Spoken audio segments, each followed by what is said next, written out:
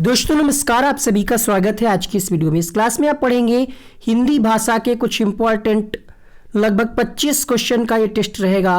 Video को शुरुआत से अंत तक देखिएगा। चैनल पे न्यू आए हैं, चैनल को सब्सक्राइब कर लें, बेल आइकन को ऑन कर लें।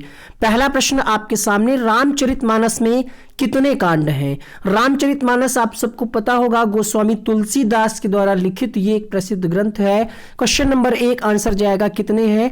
तो 7 कांड है। कितने कांड है? 7 कांड है। बाल कांड पहला कांड, फिर अयोध्या कांड, अरण्य कांड, किष्किंधा कांड, सुंदर कांड, युद्ध कांड और उत्तर कांड। तो इस प्रकार से आप काउंट कर सकते हैं 1 2 3 4 5 6 7। इसको कहीं आप अपनी दीवार पे सामने लिख लीजिएगा ताकि ये याद रहे। कई बार पहला कांड आपसे पूछ लेता है या अंतिम कांड आपसे पूछ लेता है।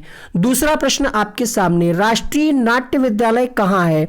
राष्ट्रीय नाट्य विद्यालय ये आपका है नई दिल्ली में। आंसर होगा यहाँ पे ऑप्शन नंबर सी। श्रृंगार रस का स्थायी भाव क्या होगा? रति, हास, शोक या फिर निर्वेद। तीसरा प्रश्न आपके सामने, तो श्रृंगार रस का स्थायी भाव क्या होता है? रति।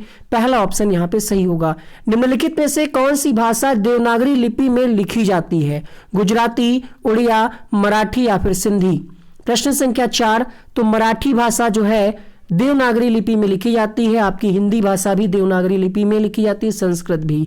पांचवा प्रश्न आपके सामने, संयुक्त व्यंजन कौन सा है? तो छत्रंग्या संयुक्त व्यंजन होते हैं। इनमें से आपका एक डी ऑप्शन में गया दे रखा है।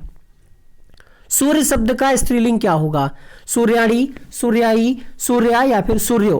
प्रश्न संख्या 6 आपके सामने, तो सूर्य का स्त्रीलिंग हो जाएगा सूर्या। ऑप्शन नंबर सी सही जवाब।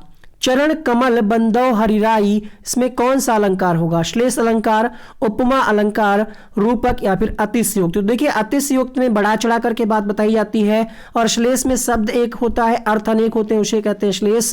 और चरण कमल, यहाँ पे डैश लगा हुआ है। दूसरी बात यहाँ पे कहा जा रहा है चरण किसके समान है? कमल के समान है।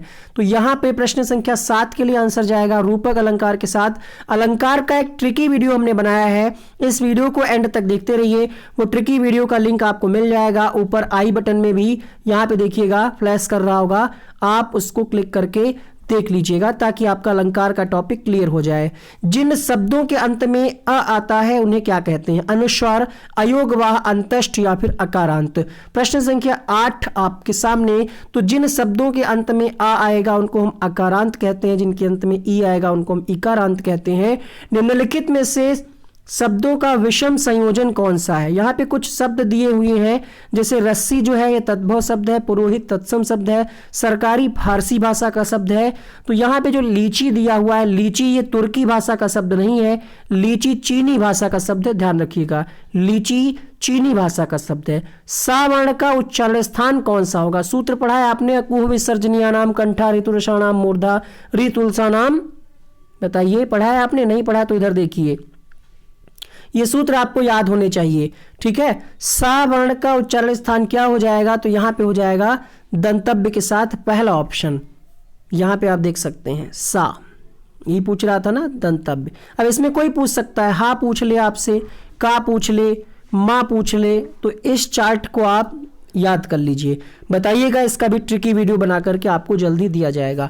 निम्न में से कौन सा पत्नी का पर्यायवाची नहीं है? क्वेश्चन नंबर 11 आपके सामने, 11वां प्रश्न आपके सामने, भार्या, अर्कजा, कलत्र, दारा। क्वेश्चन नंबर 11 आंसर होगा अर्कजा। अर्कजा जो है यमुना नदी का पर्यायवाची होगा। ऑप्शन नंबर बी यहां पे सही होगा। उपर्युक्त का विलोम शब्द क्या होगा? उपर्युक्त। क्वेश्चन नंबर 12 प्रश्न आपसे यह जानना चाह रहा है कि उपर्युक्त का विलोम क्या होगा। आपने कई बार प्रश्नों में लिखा हो देखा होगा कि उपरोक्त पंक्तियों में कौन सा अलंकार है या निम्नांकित। तो यहां पे आंसर जाएगा निम्नांकित के साथ उल्टा पूछ रहा है विलोम शब्द। आंसर होगा ऑप्शन नंबर डी। शिरोमणि का सही संधि विच्छेद क्या होगा? शिरोमणि। क्वेश्चन नंबर 13 आपके सामने, तो आंसर होगा यहाँ पे सिरह धन मणि। यहाँ पे विसर्ग संधि होगी। ऑप्शन नंबर सी सही होगा। चेक करिएगा कि 25 प्रश्नों में आपके कितने सही होते हैं। दिए गए शब्दों में से परितोषित, यहाँ पे परितोषित होगा, परितोषित का समानार्थी शब्द क्या होगा? तो परितोषित का मतलब होता है पुरस्कार। आंसर होगा यहाँ पे पहला ऑप्शन। वह जमीन जिसमें कुछ भी पैदा ना हो, इस वाक्य खंड के लिए एक उपयुक्त शब्द चुनिए।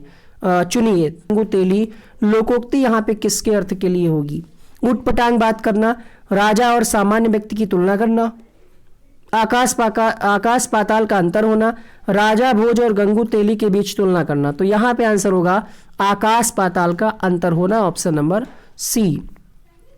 दिए गए विकल्पों में वर्तनी दृष्टि से कौन सा शुद्ध शब्द है? क्वेश्चन नंबर 17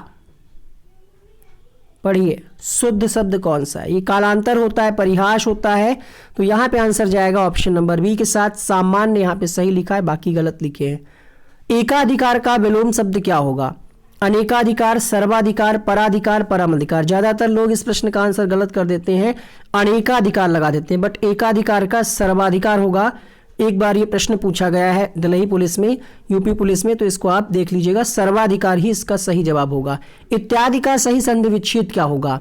इत प्लस याद, इति प्लस याद, इत प्लस आदि, या फिर इति प्लस आदि। 19वां प्रश्न आपके सामने, तो यहां पे हो जाएगा इति प्लस याद, इति प्लस आदि, इत्यादि। संधि का नाम कमेंट बॉक्स में लिखें। उपसर्ग का प्रयोग होता है शब्द के आदि में यानी प्रारंभ में, शब्द के मध्य में यानी बीच में, अंत में, या फिर उपरोक्त में से कोई नहीं। तो उपसर्ग जो है इसका प्रयोग कहां पे करते हैं? शब्द के शुरुआत में करते हैं, मूल शब्द के शुरुआत में। अगर